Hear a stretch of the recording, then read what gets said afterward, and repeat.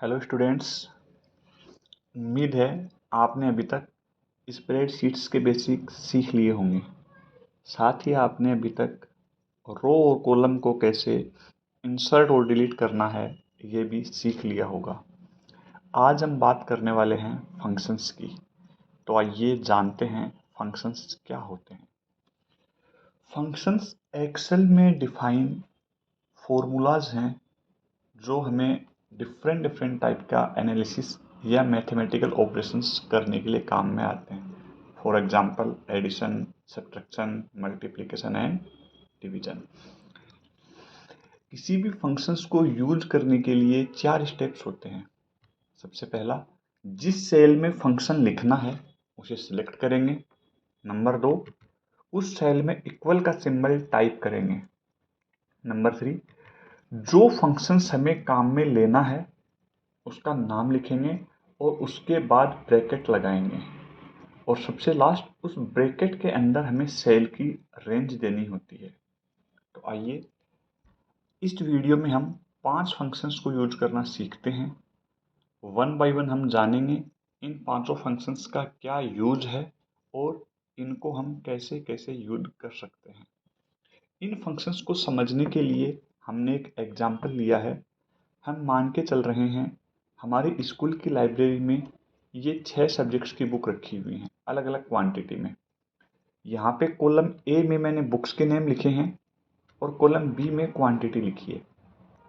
सबसे पहले जैसे मैंने लिखा है, हिंदी में 200 बुक्स हैं, इंग्लिश में 197, मैथ्स में 315, साइंस में 176, सोशल साइंस के लिए 223 एंड संस्कृत के लिए 257।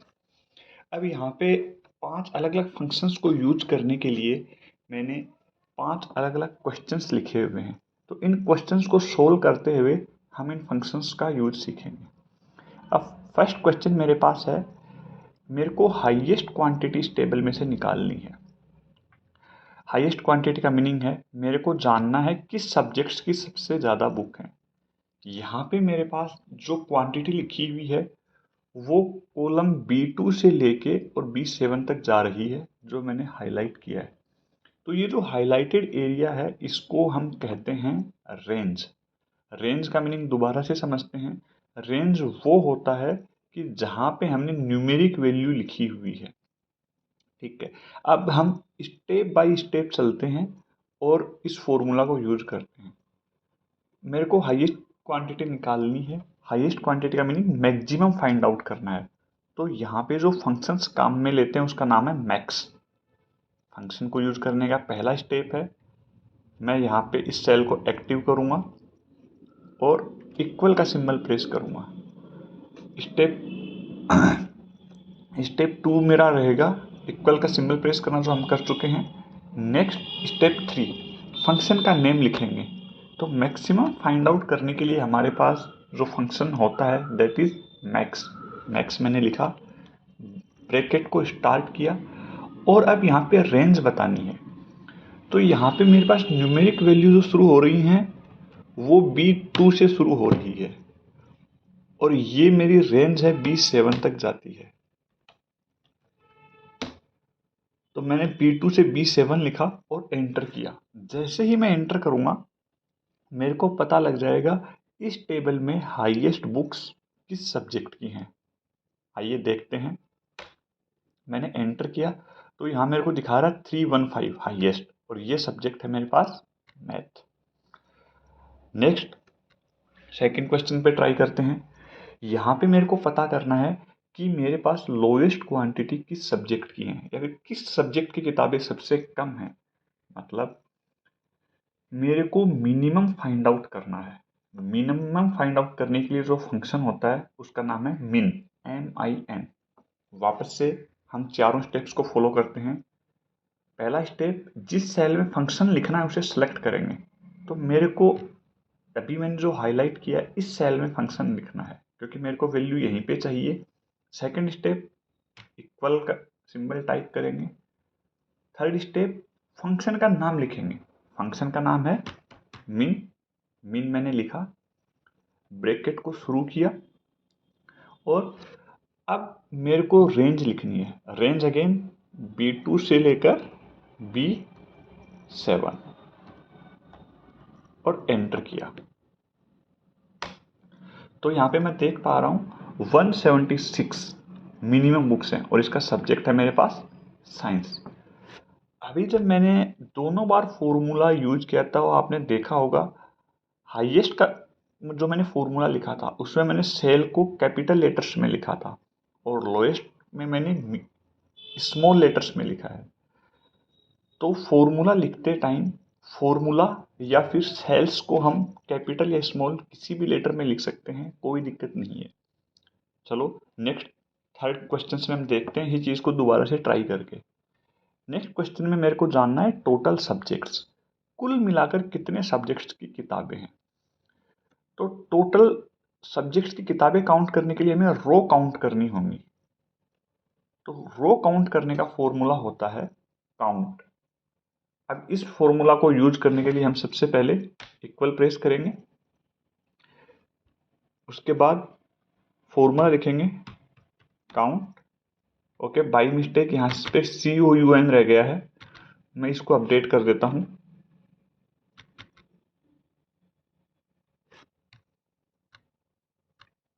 इस सेल पे मैं गया एडिट के लिए और इसको टी कर दिया। वापस से आते हैं, सबसे पहले मैं इक्वल का सिंबल लिखूंगा और काउंट। अब काउंट को मैं कैपिटल में भी लिख सकता हूं और स्मॉल में भी लिख सकता हूं। अभी मैं कैपिटल में लिख रहा हूं। रेंज मेरे को बतानी है B2 से लेकर B7। अब ये रेंज जो कैपिटल लेटर में लिखी है, आप इसको स्मॉल में भी लिख सकते हैं और कैपिटल में। तो यहाँ पे आप ध्यान दीजिए, इस क्वेश्चन के लिए मैं कैपिटल में लिख रहा हूँ और नेक्स्ट क्वेश्चन के लिए मैं स्मॉल में लिख के देखूंगा, दोनों में मेरे को वही आंसर मिलने वाला है। यहाँ पे मेरे को पता लग गया कुल मिलाकर 6 सब्जेक्ट्स की किताबें हैं, क्योंकि मेरे पास 6 रो हैं, आप मैनुअली भी काउंट करके देख सकते हैं। फोर्थ क्वेश्चन मेरे पास है टोटल बुक्स, कुल मिलाकर कितनी किताबें हैं। यहाँ पे मेरे पास 1 बाई 1 सब्जेक्ट्स की बुक लिखी हुई हैं। अब मेरे को टोटल करने के लिए इनको ऐड करना होगा और ऐड करने का जो फॉर्मूला है उसको हम बोलते हैं सम।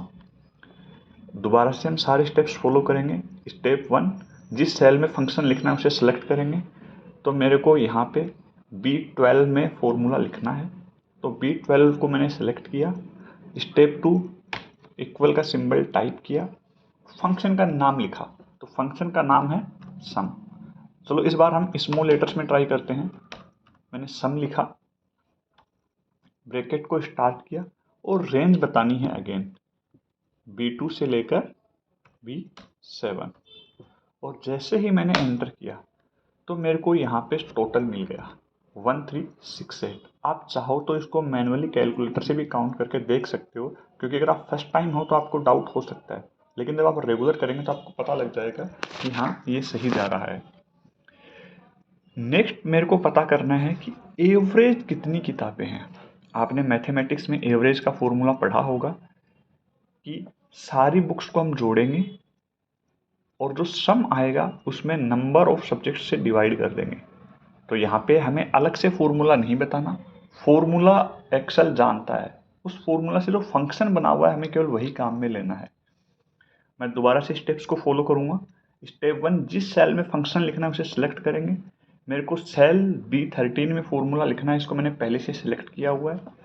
इक्वल का सिंबल टाइप करेंगे, ब्रैकेट को ओपन करेंगे। ब्रैकेट को ओपन करने से पहले फॉर्मूला का नाम लिखेंगे। तो फॉर्मूला मेरे को काम में लेना है एवरेज, और एवरेज की जो रेंज है वो B2 से लेकर B7 और एंटर कर देना है। तो मेरे पास यहाँ पे एवरेज आ गया कि एवरेज हर एक सब्जेक्ट की 228 बुक्स मेरे पास हैं। तो बच्चों, आज की क्लास में हमने सीखा फंक्शंस क्या होते हैं, उनको यूज कैसे करते हैं, और सबसे इम्पोर्टेंट चीज़ सेल की रेंज क्या होती है। क्योंकि जब तक हमें सेल की रेंज आइडेंटिफाई करनी नहीं आएगी तब तक हम फॉर्मूला को यूज में नहीं ले सकते। तो एक बार वापस से देख लेते हैं कि सेल की रेंज कैसे पता करते हैं।